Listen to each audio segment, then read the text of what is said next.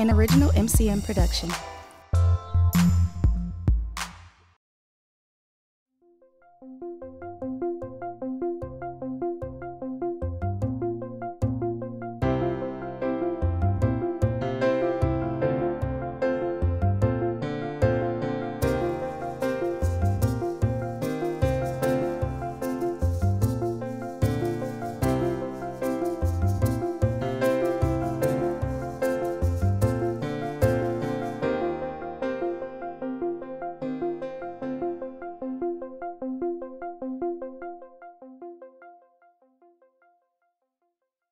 And now I'm going to call on Sarah Kimball, who will introduce our speaker today. Sarah?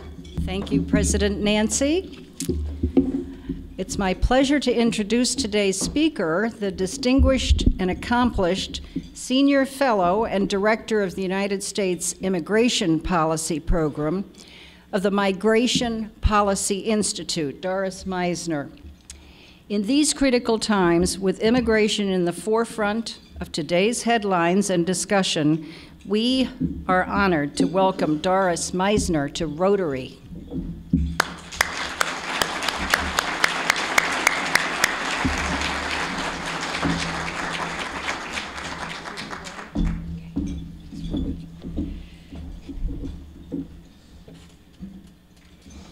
Thank you, Sarah. Thank you very, very much, and thank you, everybody, for being here.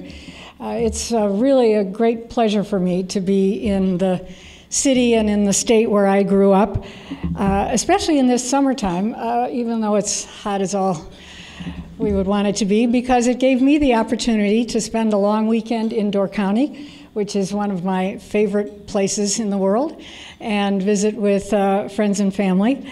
And so I thank you for that. Thank you very, very much. This invitation to be with you has been burbling for quite some while as I think about it. We've been in correspondence for months and just couldn't find a date that worked. And when we finally did find the date and set it, I don't know whether those of you who asked me, certainly I who said yes to this date, was completely unaware that it would fall right in the middle of the party conventions. And so since it's in the middle of the party conventions, and since immigration is one of the top tier issues that's being debated on both sides, let's just take advantage of that. And let me start by asking the core question, why is that? Immigration's been with us for a very long time. Why is it now in the top set of issues and at the top of the agendas of each of our candidates and each of our parties? Well, I think that there is a simple answer to that question, and I think that there is also a deeper answer to that question. The simple answer is the one that we all know by now, and that is that our Republican candidate, Donald Trump, put it at the center of the debate from the very beginning, from his announcement more than a year ago when he talked about Mexico sending murderers and rapists to the United States and gave the answer of building a wall that the Mexicans should pay for, and promising that he would deport 11 million people from the United States. Of course, he's kept that up and has forcefully added to the argument by saying that he would ban Muslims from the United States, that we should not be resettling refugees, particularly Syrian refugees, and now that we're going to need to vet people very, very carefully from countries like France, because there are terrorists in France and other Western European countries. So he drew a very bright line from the very beginning, and of course has sustained those views and those positions, which means, of course, that Democrats have to react probably much more fully and strongly than they might otherwise, because foreign-born citizens who vote are a very important part of the Democratic core constituency. They, along with young people, urban people, minorities, are essential in order for the Democrats to win an election in the way that elections were won in 2008 and in 2012 at the presidential level. And of course, among those foreign-born who are naturalized and vote, Latinos are the largest single group, and so the Latino issue and the Latino vote is a very important part of a successful democratic strategy. So the mobilizing that is going on and needs to go on in order for that vote to materialize is very important. And obviously, the rhetoric coming from the Donald Trump campaign is deeply offensive to those voters. And so that mobilizing is taking place, and the line in the sand, as I say, has been very, very carefully drawn. So that's the simple answer. The deeper answer, I believe, is that immigration has always been controversial. It has been controversial throughout our history, particularly when it is happening. And that controversy and that discomfort that has always surrounded immigration is more pronounced today than it ever has been because of the deep economic and social anxieties that are brought about by globalization. Immigrants and immigration are a tangible element of globalization. They represent a palpable example of this sense of a loss of control that we have as societies. And as a result, immigration becomes held responsible for a whole set of problems that are well beyond what is actually true, which is not to say that there are not a lot of issues attendant to immigration itself that are difficult and complex. But immigration has, in the United States and in many other Western societies, taken on a much broader set of concerns than are actually rooted in immigration itself. And unfortunately, most political leaders are less likely to explain and to inform around those issues than they are to tap into the emotions and inflame the emotions that are generated by immigration and by globalization.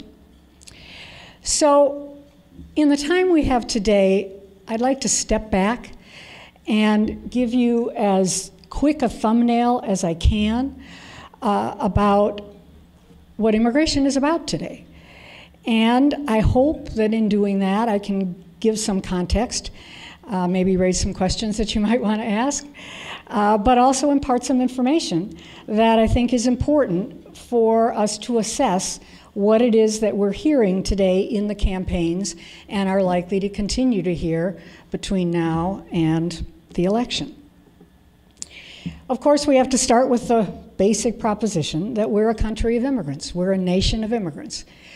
We always have been a nation of immigrants. We continue to be a nation of immigrants. We've experienced immigration throughout our history. But in fact, even though we've experienced it throughout our history, our immigration has actually occurred only during 4 peak periods. Large-scale immigration, in the way that we're experiencing it, is only in 4 periods. The first, of course, was the original peopling of this land. And that included the only really involuntary immigration that we've had, which was the importation of Africans as slaves. The second major peak period was the opening of the West in the middle of the 19th century.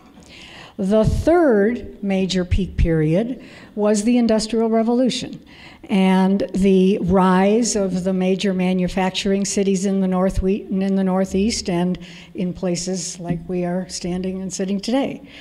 That was in the 1890s and went until World War I.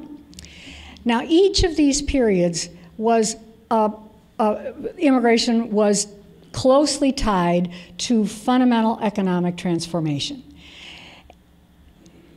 That ended after the First World War. After the First World War, we went into a period of at least 50 years of historically low levels of immigration.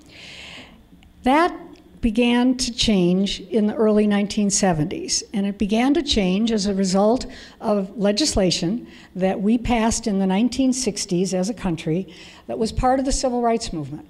It was known as the Immigration Act of 1965.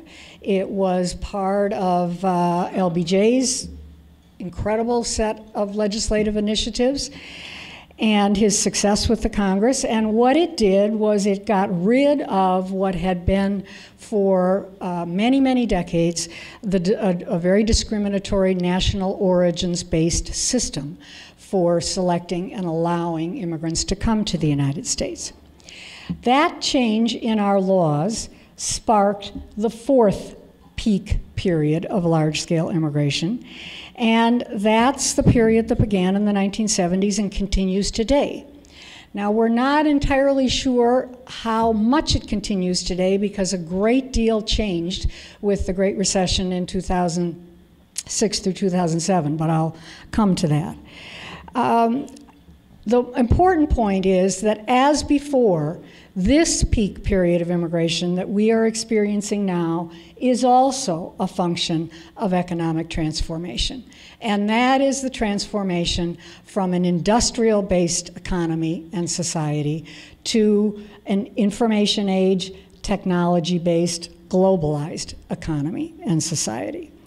So in the course of these last 30, 40 years, the changes that have been taking place are dramatic. We went from a historic low point of a percentage of foreign-born population, 5%, to what now stands at almost 14%, which is actually a very large percentage of a population. It is on par with the highest level in the past, which was in the 1890s and prior to the First World War.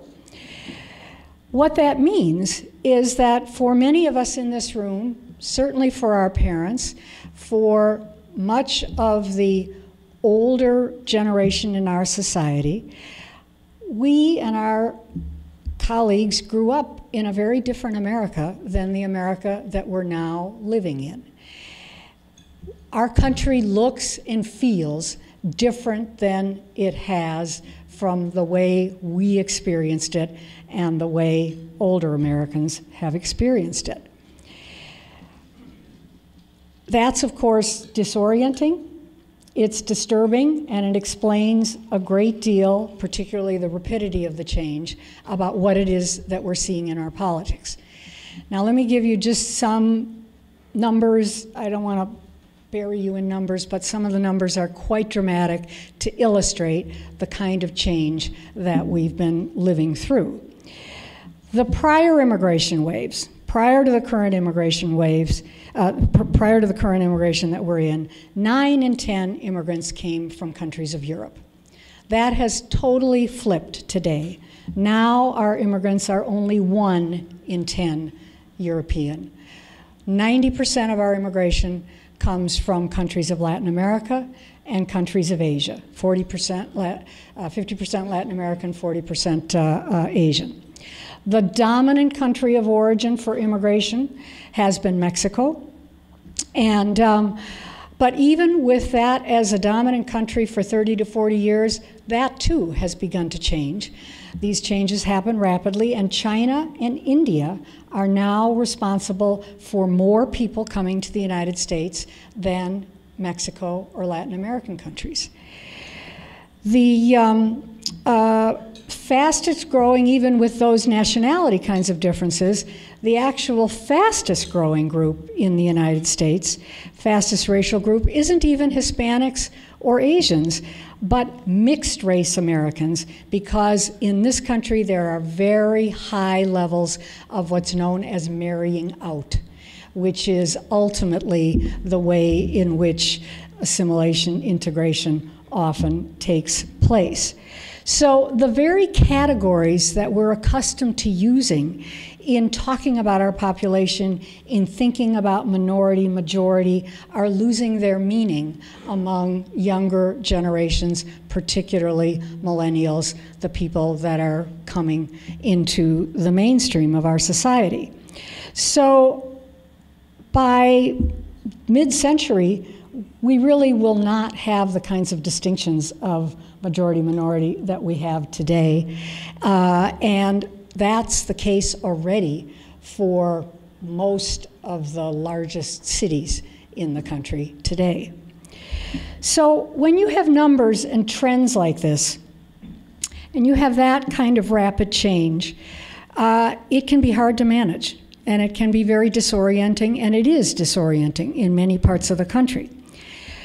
That's been particularly pronounced in the last 20 years, and it hasn't been so evident for the traditional destination areas of immigration, which continue to be, they're known as the Big Six: New York, New Jersey, Florida, Illinois, Texas, Los Angeles, and particularly the major cities in those states. They've been dealing with immigration across the time, and they are used to different languages. They have police systems and translations, and in their healthcare systems, and their schools are accustomed to very diverse populations. But that's not been the case in many other parts of the country.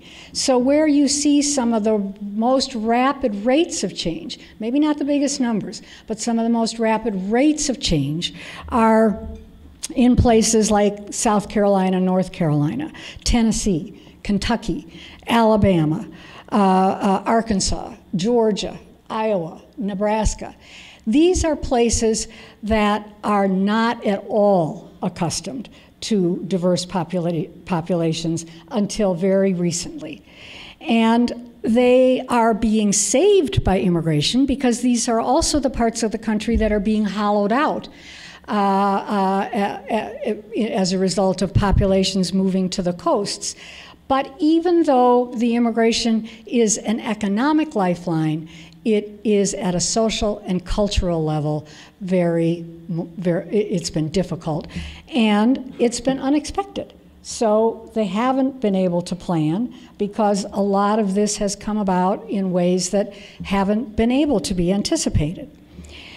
That, of course, is a good deal of what it is that we're seeing in our politics.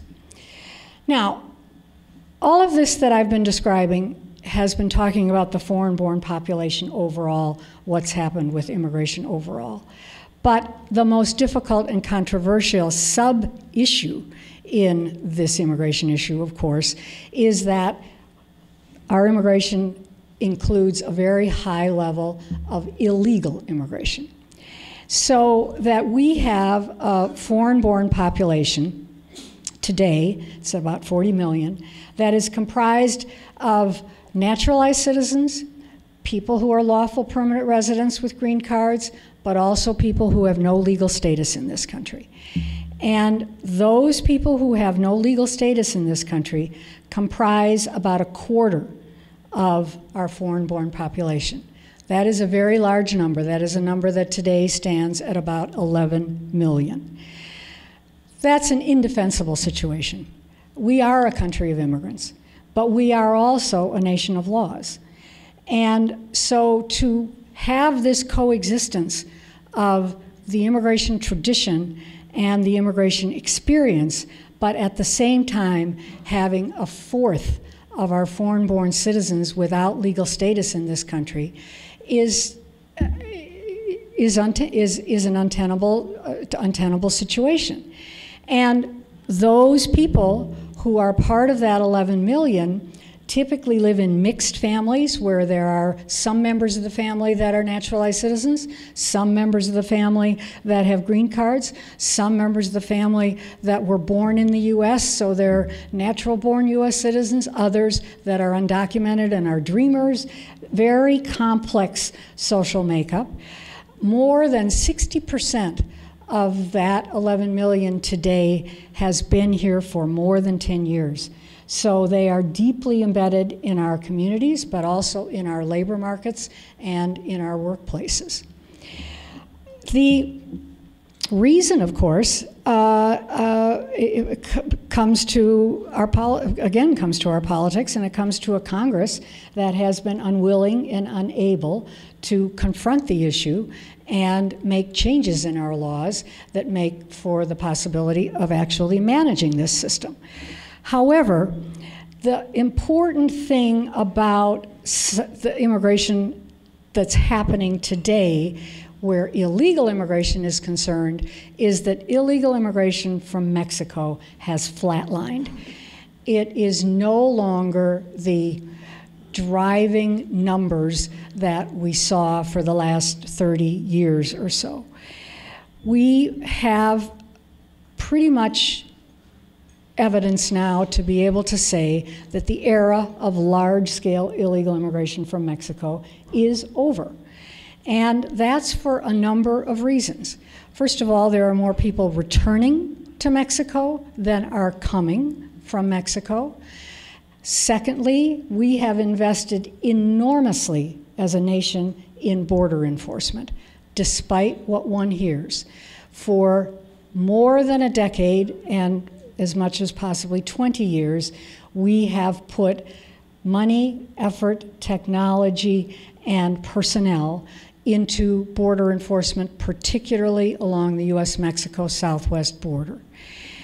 And that has made a difference. We're spending more money on border enforcement today as a country than we spend on all other federal criminal law enforcement together. And that includes the FBI, the DEA, the alcohol, tobacco, firearms, and the Marshals and Secret Service. So the investments that we are making are exceptional, and they are changing migration dynamics at the southwest border. But the final point about what's happened with Mexican migration has to do with Mexico itself, because Mexico itself has changed dramatically. Mexico's fertility rate has plunged and is now on a par with US fertility. So the number of younger workers coming into its economy is no longer outstripping the jobs that the economy is creating. And that economy has been a growing economy for a long while, and more people in Mexico are aspiring to stay there and are staying there. So we have a situation now on the southwest border where, of course, there are still people crossing. Nobody would argue that there is not a level of illegal immigration, but it is now a manageable level. It's basically a baseline set of numbers. One must think about it, in my opinion, the way one thinks about crime in any large city. We don't expect there to be zero crime. What we expect is there to be good policing, good deterrence, and a basic sense of safety and public order where policing is concerned. The southwest border, in most places, is in that kind of a situation at this point. It could always change. We have a real challenge with people coming from Central America, but that's a different kind of a migration, because those people are fleeing violence and refugee circumstances, and the answers for them are different. The answers for them have to do with determining who really deserves to remain in the United States and what can be done about the conditions of violence in the region, which of course includes the issue of drugs and the market for drugs in the United States, but that's a whole separate discussion. So if you put all of this together, what we're looking at and what we have become is what many people dub the first universal nation. We are a nation of nations in terms of our diversity and the way in which we're changing. And that connects in very important ways to the role that the United States plays in the world and to where we are as a society in the world. We are an aging society for the first time in our history. And we're an aging society along with most other successful Western democracies. But because of immigration, the United States is in a much stronger position to mitigate the declines and the difficulties that accompany being an aging society. Immigration now accounts for the majority of our population growth. It provides infusions of essential younger workers who boost national productivity and generate revenue through taxes that support our social insurance systems, particularly Medicare and Social Security. It also brings us many other economic strengths. It is very important to entrepreneurship, to innovation. Foreign student education is one of the major things that our colleges and universities engage in today. So on many levels, big picture, macro, America has an exceptional comparative advantage as a result of its immigration history, as well as a result of its current immigration. But at the same time, we're flailing. We are not harnessing the advantages that immigration could bring to us. And that's because there is an essential actor here that is not playing its role, and that is the United States Congress. Congress has been unwilling and unable to update our immigration laws so that they actually align with our economy and our economic needs and make it possible to bring the people we need and to prevent those that shouldn't be coming to the country. Our legal immigration system has not been fixed, changed, amended since 1990. 1990, what is that now? 25 years ago. A very different economy, a very different set of circumstances. The best example I can give you of that is that in 1990, the immigration law was changed from having 10,000 visas available for lower skilled workers to having 5,000 visas available for lower skilled workers. So much of this illegal immigration that we've seen over the last 25 years is because there have been jobs available and an economic demand and no ability under the immigration law to bring people for a whole set of skills that the economy has, for which there's been a market. So until Congress and the political impasse that exists in the Congress changes, we are less and less in a position to harness the advantages of immigration. And of course, it's one of our unique strengths as a nation, so we're operating with our hands tied behind our backs. The longer that goes on, the more likely the circumstances will feed the kind of corrosive politics in which immigration today is enveloped. Now, I always like to end on a positive note, but I have a very hard time today figuring out what the positive note is given the impasse that we're in and given the debate that is taking place. So the only real silver lining that I can find is to say that at the end of the day, elections matter. Elections are the way in which democracies break political impasses. We have to have different people and different alignments in order to update our immigration laws in a way that makes it possible for us to manage this situation in a way that we know how to do as a nation. So my best final word is what we all know. We have to stay tuned. We don't know what will happen on November 8th, but what happens on November 8th will likely be quite influential on how immigration looks in the future for us as a nation. Thank you so much for your attention.